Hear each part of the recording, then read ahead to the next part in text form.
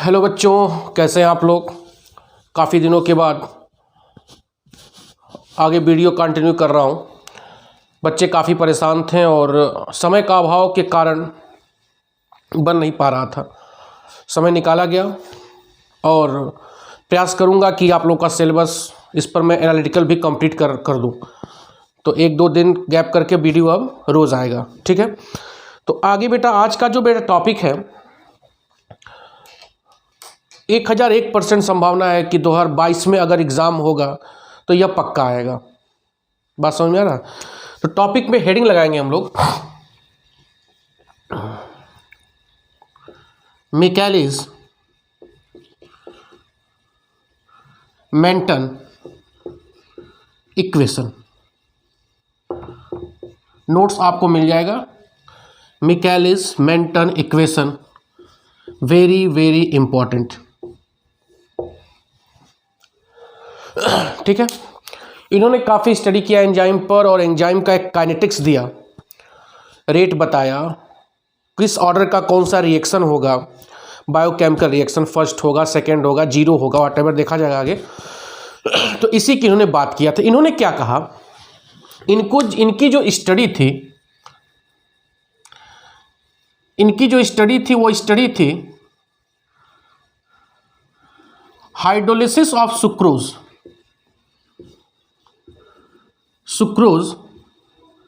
in the presence of invertase enzyme. Competition में पूछ सकता है कि मिकेलिस मेंटन ने किस एंजाइम पर डिस्कवरी किया, कौन सा रिएक्शन था। तो हाइड्रोलिसिस ऑफ सुक्रोज था, जो ग्लूकोज और फ्रक्टोज में टूटेगा, और किस एंजाइम की उपस्थिति में, इन्वर्टेज एंजाइम पर। और क्या एजम्पशन दिया उन्होंने, एजम्पशन दिया, दो तीन पॉइंट क्या बताया उन्होंने, क्या बोला, the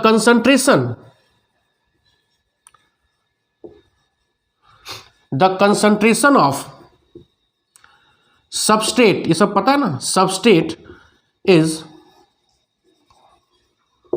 greater than concentration of enzyme.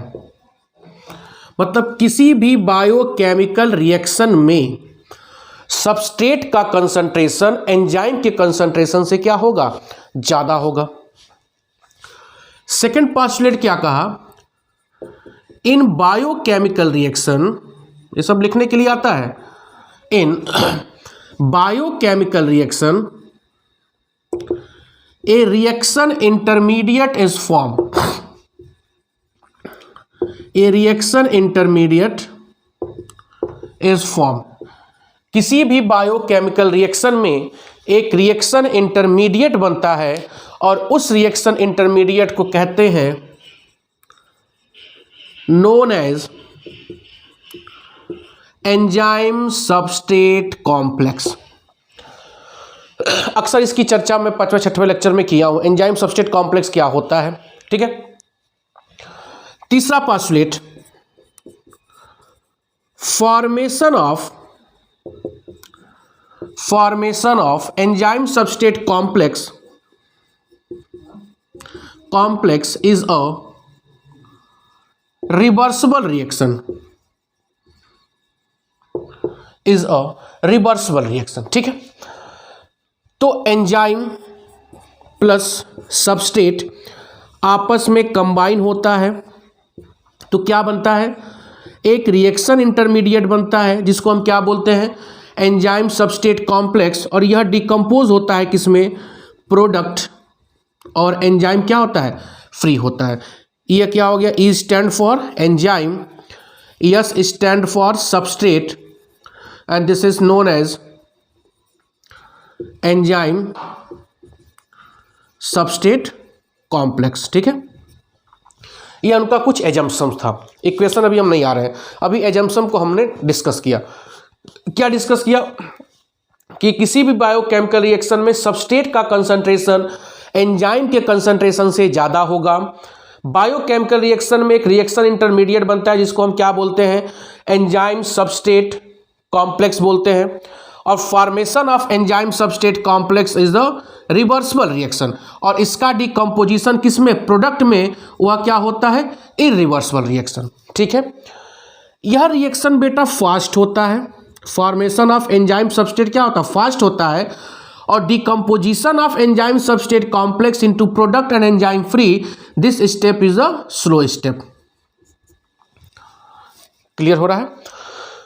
तो इसका फॉर्मेशन फास्ट होगा, इसका डिकम्पोजिशन क्या होगा, स्लो होगा। कोई दिक्कत यहां तक? आई होप कोई दिक्कत नहीं हो रहा होगा। ठीक है, आओ चलते हैं आगे। अब क्या मानेंगे हम लोग, मिटा रहा हूं,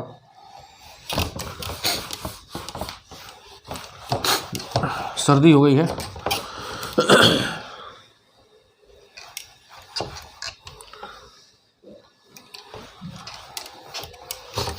यह देखेंगे वीडियो पूरा तभी समझ में आएगा, अदरवाइज समझ में नहीं आएगा। बहुत इंपॉर्टेंट टॉपिक है, आपके जैम में भी इससे सवाल आते हैं, और बीएससी में तो पक्का आने वाला है। अब देखो, मान लो कोई बायोकेमिकल रिएक्शन ले रहे हैं, एंजाइम प्लस सबस्ट्रेट क्या बना लेगा, प्रोडक्ट, और एंजाइम क्या हो गया, फ्री हो गया। ठीक है, एंजाइम क्या हो गया, फ्री हो गया। अब इसका मैकेनिज्म लिखा जाए तो मैकेनिज्म क्या होगा, ध्यान दीजिएगा,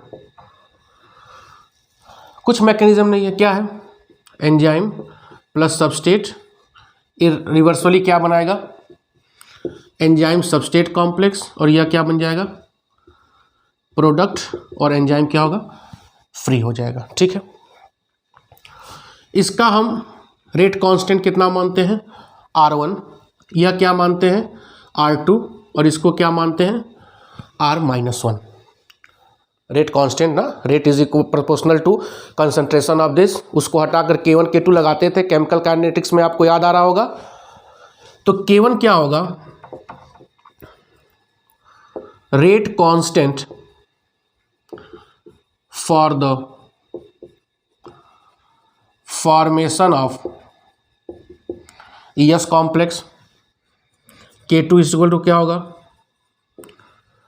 rate constant for the decomposition of ES complex. Note से बढ़िया नोट करते चलो, इसमें ज़्यादा मैं लिख रहा हूँ, decomposition of ES complex into किसमें, प्रोडक्ट एंड एंजाइम, यह वाला है। K-1 क्या है, rate constant for the decomposition of ES complex into enzyme and substrate. कुछ समझ में आ रहा है? K1 क्या हो गया, rate of formation, rate constant for the formation of ES complex. K2 क्या होगा, इसका डिकम्पोजिशन प्रोडक्ट और एंजाइम में, और रिवर्सिबल है तो इसका डिकम्पोजिशन इधर भी तो हो सकता है भैया, तो उसको क्या मैंने मान लिया, K-1। अब क्या मानते हैं, let E0 is equal to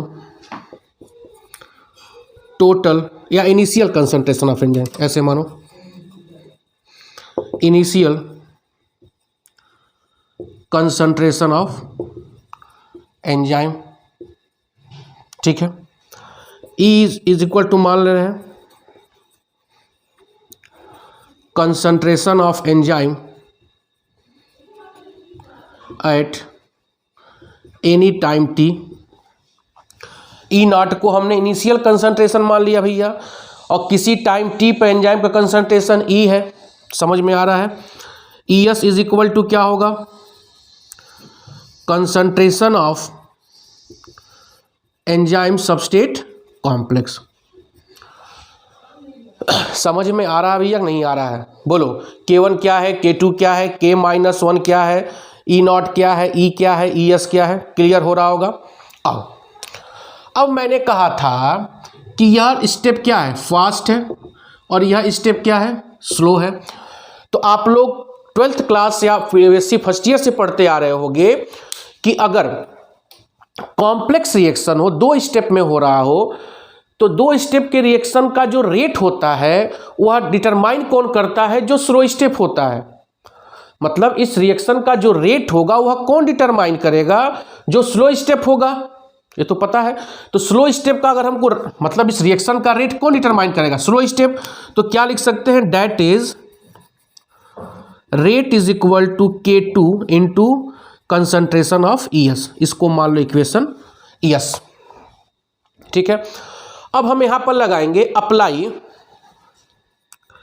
apply steady state approximation, SSA बोलते हैं, पढ़े होगे SSA। स्टडी स्टेट एप्रोक्सीमेशन क्या कहता है? Formation of enzyme substrate complex is equal to decomposition of enzyme substrate complex. मतलब किसी रिएक्शन में कोई रिएक्शन इंटरमीडिएट बन रहा है तो उस इंटरमीडिएट का फॉर्मेशन और उसका डिकम्पोजिशन क्या होगा? इक्वल होगा। उसी को क्या बोलते हैं? Steady state approximation. तो क्या लिख सकते हैं? रेट ऑफ, ब्लैक बोर्ड छोटा थोड़ा सा, rate of formation of ES is equal to rate of decomposition of ES। एक मिनट, नीचे दिखाई दे रहा हाँ दिखाई दे रहा क्या है? Rate of formation of ES is equal to rate of decomposition of ES। मतलब ES का formation is equal to decomposition of ES, ठीक है। इधर मैं लिखूंगा, आइए rate of formation of ES क्या लिखेंगे? फॉर्मेशन ऑफ ES ये है, तो क्या लिखेंगे?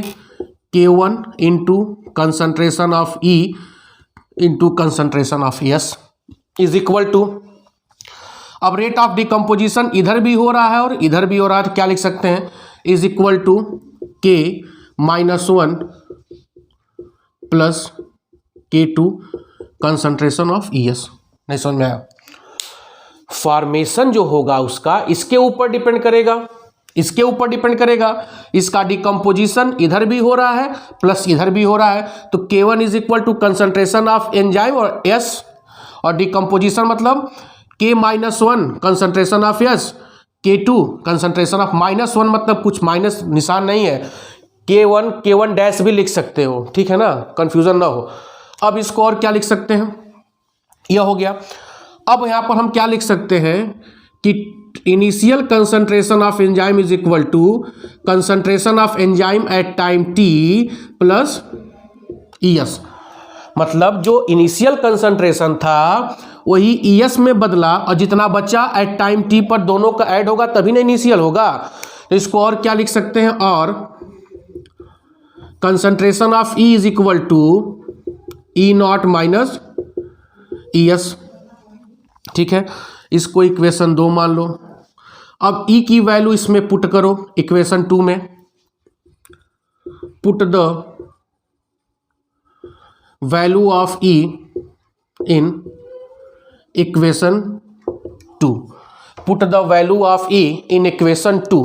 थोड़ा देख लें, साफ दिखाई दे रहा है ना, तो गंदा हो जाएगा। तो रखो इसमें K1, E की वैल्यू क्या लिख सकते हो? E0 minus ES into ES हो जाएगा ना, बड़ा बड़ा ब्रैकेट लगा लो, is equal to K-1 ES plus K2 ES। बोलो कोई दिक्कत? अब यस का मल्टीप्लाई भी तो कर सकते हो, बोलो यस का मल्टीप्लाई कर सकते हो नहीं कर सकते हो? बोलो एक बार इसमें करो, K1, एक minute, K1 ES into E0 minus K1 ES into ES is equal to K-1 ES plus K2 into ES, ठीक है। ES इधर ले जाओ, K1 ES E0 is equal to यह पूरा टर्म उधर ले जाओ, तो क्या होगा? K-1 ES plus K2 ES minus plus हो जाएगा K1 ES इंटू ES। बोलो अब यहाँ से ई एस कॉमन ले सकते हो, K1 S E nought is equal to, E S common ले लिए तो क्या हो जाएगा, K-1 plus K2 plus K1 into S. बोलो भाई, कोई दिक्कत नहीं हो रहा है। अब यहाँ से E S is equal to क्या हो जाएगा, K1 S into E nought upon K-1 plus K2 plus K1 into S. देख लो, एक बार देख लो तो मिटाऊं, मिटाया जाए, कपड़ा कहाँ गया।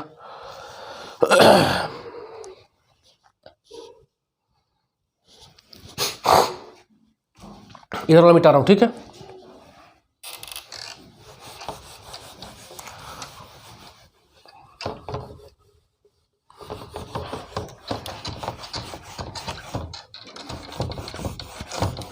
बस हो गया है,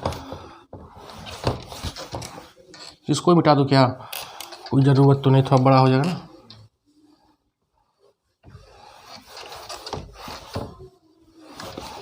अब देखो क्या आया यहाँ पर, देखो E S is equal to K1 S into E nought upon K-1 plus K2 plus K1 into S. अब K1 एस को हमको गायब करना है तो ऊपर नीचे भाग दे दो, K1 इंटू एस, यहाँ से भी भाग दे दो, Kn इंटू एस, यह कट जाएगा तो क्या हो जाएगा, देखो E S is equal to E nought, ठीक है, अपॉन K-1 प्लस K2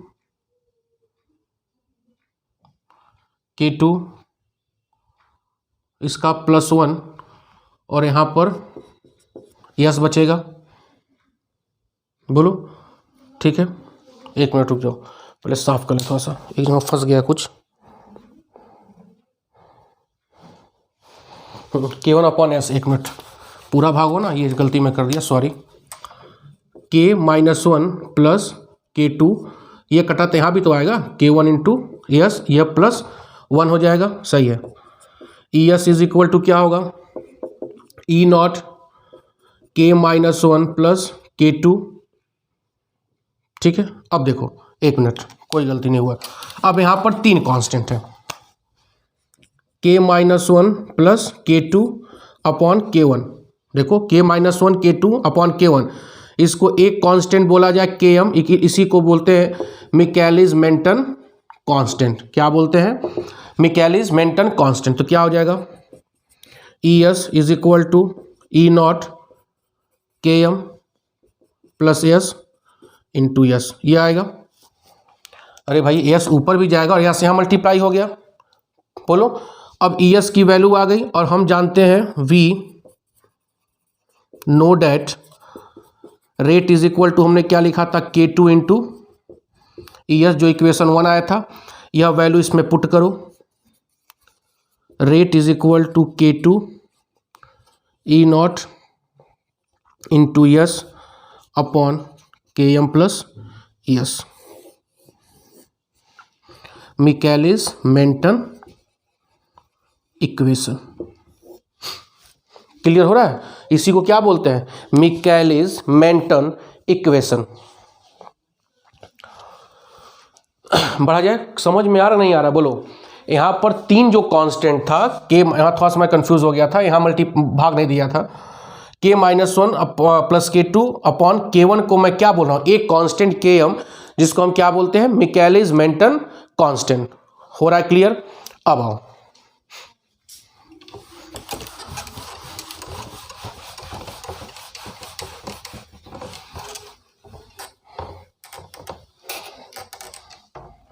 सूखे कपड़े से पोंछ दे।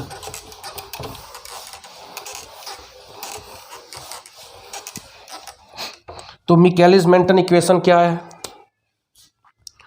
रेट इज इक्वल टू क्या आया है, K2 into E nought S upon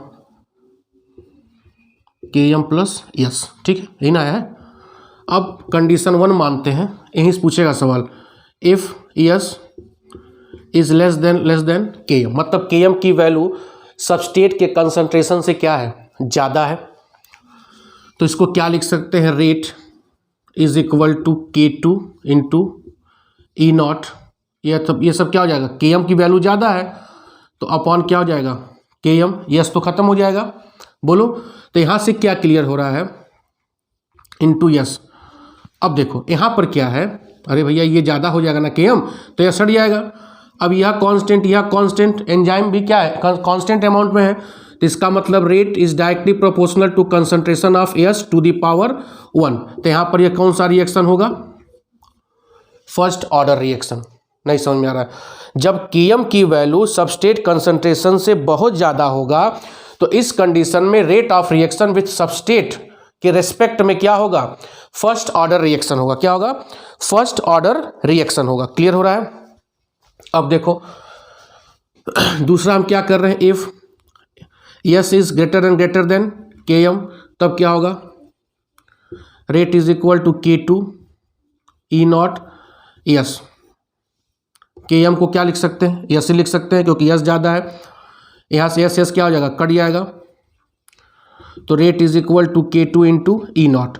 तो मतलब इस कंडीशन में क्या हो गया कि सबस्ट्रेट का कंसंट्रेशन कितनों बढ़ाओगे, अब वेलोसिटी क्या हो चुकी है, मैक्सिमम पहुंच चुकी है, तो इसको रेट इज इक्वल टू क्या लिखोगे, वी मैक्स। नहीं समझ में आ रहा है, जब सबस्ट्रेट का जब जैसे मान लो 10 एंजाइम मॉलिक्यूल थे, आप एक सबस्ट्रेट बनाए तो एंजाइम सबस्ट्रेट बना, 2 बढ़ाए तो एंजाइम सबस्ट्रेट बना।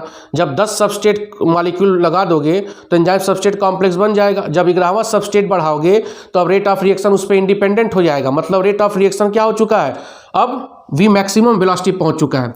तीसरा, if S is equal to क्या हो, के एम, और concentration of S is equal to क्या मान रहे हैं, 1 मोल, तो देखो रेट इज इक्वल टू क्या होगा, K2 E nought into S.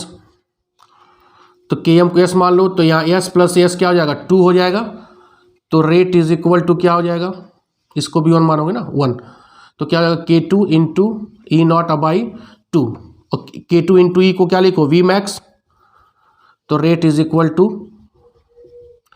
We max by 2। तो यह यहाँ पर देखो, यहाँ पर 0 ऑर्डर रिएक्शन होगा। कहाँ सबस्ट्रेट में डिपेंड कर रहा है, बोलो 0 ऑर्डर। तो फर्स्ट ऑर्डर कब कब होगा, जब Km की वैल्यू ज़्यादा होगी तो फर्स्ट ऑर्डर। 0 ऑर्डर कब होगा, जब सेकेंड सबस्ट्रेट की वैल्यू ज़्यादा होगी, किससे, Km से। यहाँ पे वेलोसिटी आधी हो जाएगी, रेट ऑफ रिएक्शन किसी पे डिपेंड नहीं करेगा। क्लियर हो रहा, ऑर्डर ऑफ रिएक्शन यहाँ पर फाइंड करना मुश्किल है। बढ़ा जाए, अब देखो इसी में एक पॉइंट और है, बढ़ा जाए ना, नाक जाम में बोलने में दिक्कत हमको हो रही है।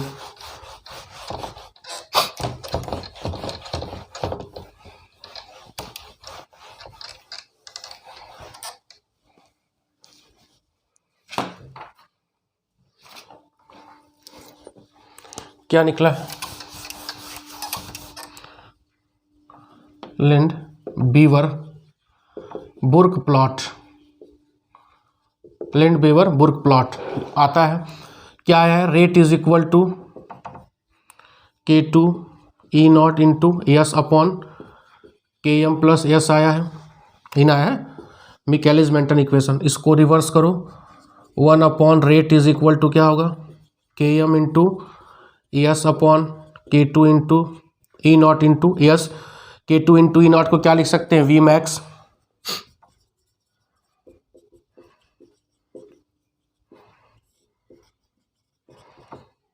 दे सकते हैं ना भैया, और 1 अपॉन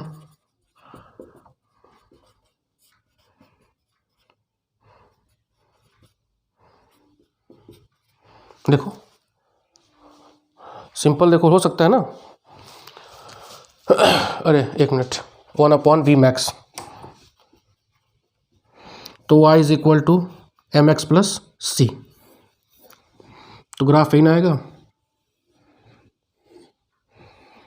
यह क्या हो जाएगा, इंटरसेप्ट, यह क्या हो जाएगा, slope is equal to Km upon V max into S, यह ग्राफ आपका आएगा। इंटरसेप्ट क्या होगा 1/v मैक्स, स्लोप क्या होगा बताओ, स्लोप होगा km/v मैक्स। क्लियर हो रहा है, km/v मैक्स। यह लिंड बीवर बुर्ग प्लॉट है, ठीक है। यह पक्का आपके एग्जाम में आने वाला है और थोड़ा तेज पढ़ाया हूँ। आई थिंक मुझे समझ में आना चाहिए, आप लोग को आ गया होगा। फर्स्ट ऑर्डर यह कंडीशन याद रहे, जीरो ऑर्डर यह कंडीशन याद रहे, लिंड बीवर बुर्ग प्लॉट आपको याद रहे, ठीक है। तो please share, subscribe and comment, और आपको वो मिल जाएगा, क्या नाम है, नोट्स मैं दे दूंगा, ठीक है, डिस्क्रिप्शन बॉक्स में होगा। क्लियर है। तो एंजाइम को एंजाइम आपका मैक्सिमम समाप्त हो चुका है। एनालिटिकल केमिस्ट्री भी आपकी वीडियो मिलती रहेगी, ठीक है। बहुत बहुत धन्यवाद, थैंक यू।